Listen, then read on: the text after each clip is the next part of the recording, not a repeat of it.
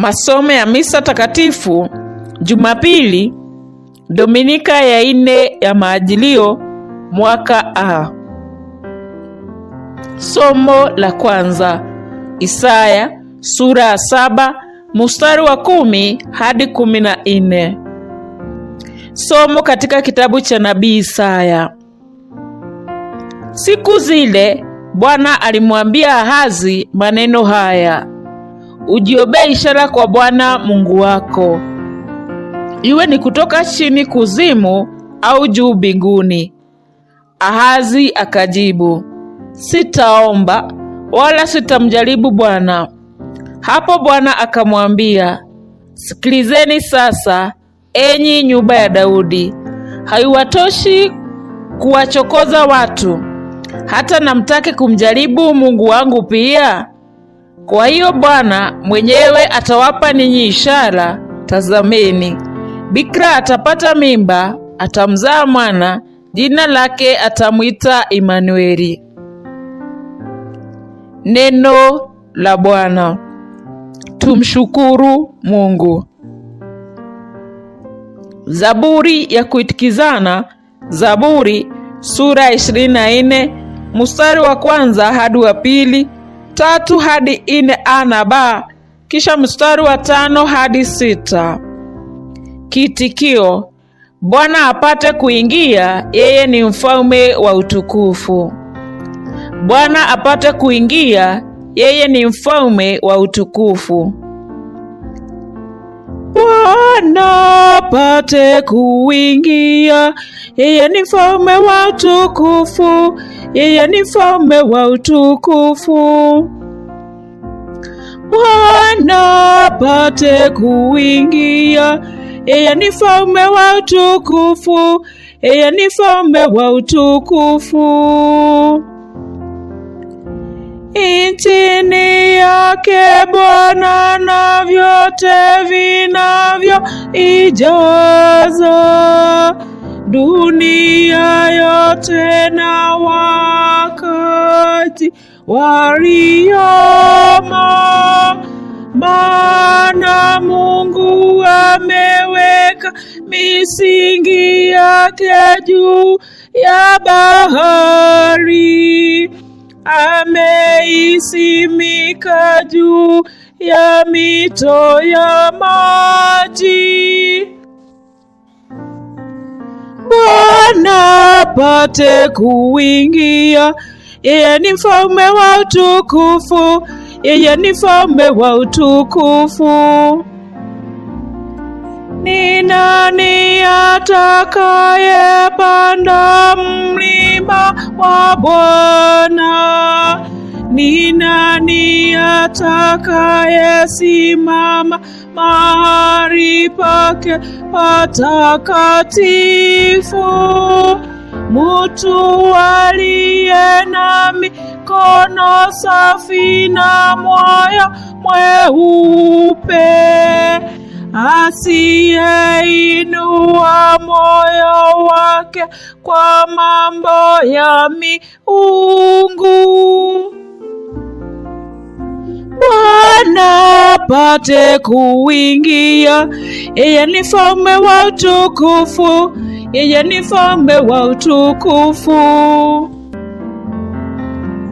Huyo atapata baraka kwa Bwana na tuzo ya Mungu Mwokozi wake.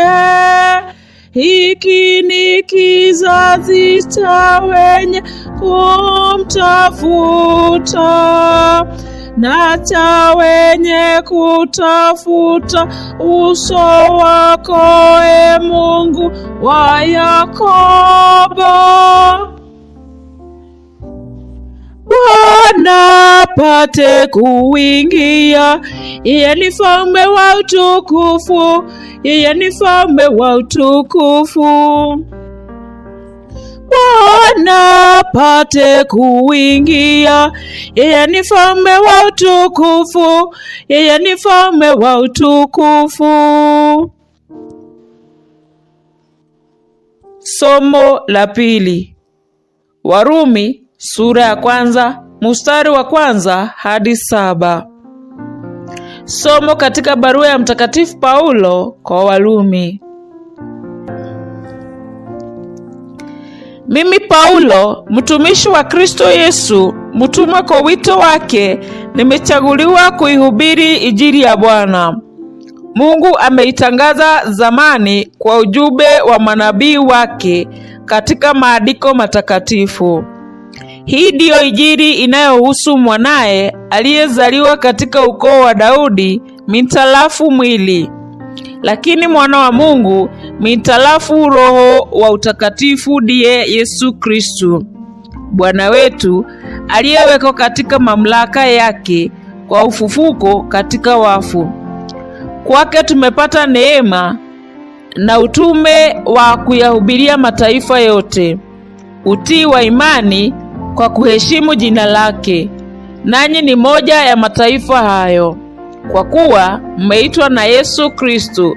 Basi salamu zangu kwenu nyote mkaao Roma, wapendo wa Mungu, mlioitwa kuwa watakatifu. Neema na amani zitokazo kwa Mungu Baba yetu na kwa Bwana Yesu Kristo ziwe nanyi. Neno la Bwana. Tumshukuru Mungu.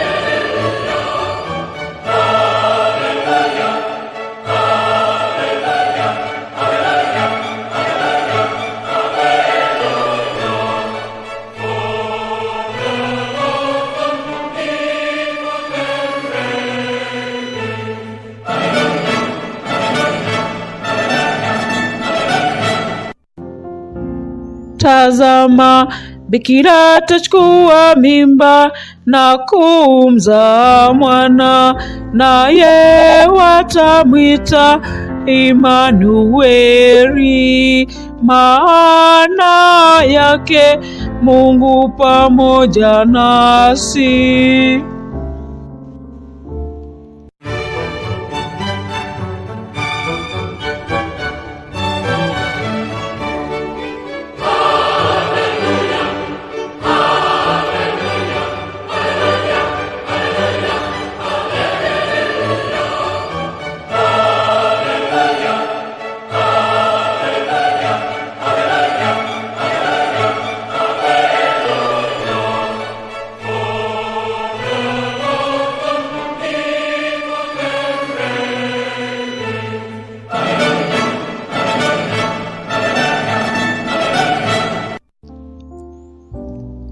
Somo la Injili takatifu ilivyoandikwa na Mathayo.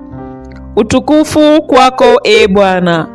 Mathayo sura ya 1 mstari wa 18 hadi 24. Kuzaliwa kwa Yesu Kristo kulikuwa hivi.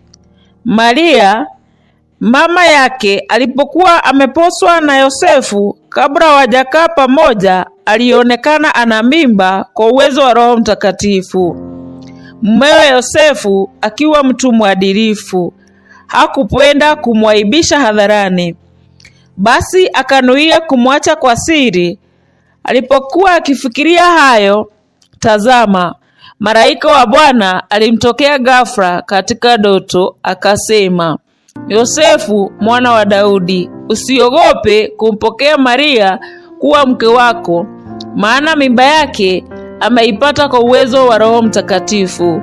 Atamzaa mwana, nawe utampa jina lake Yesu, maana yeye atawaokoa watu wake katika dhambi zao. Haya yote yametendeka ili neno alilonena Bwana kwa njia ya manabii itimie, kwamba tazama, bikira atachukua mimba na kumzaa mwana, naye watamwita Imanueli, maana yake Mungu pamoja nasi. Yosefu alipoamuka kutoka uzingizini, alifanya kama malaika wa Bwana alivyomwagiza, akampokea mkewe nyumbani kwake. Injili ya Bwana. Sifa kwako, e Kristo.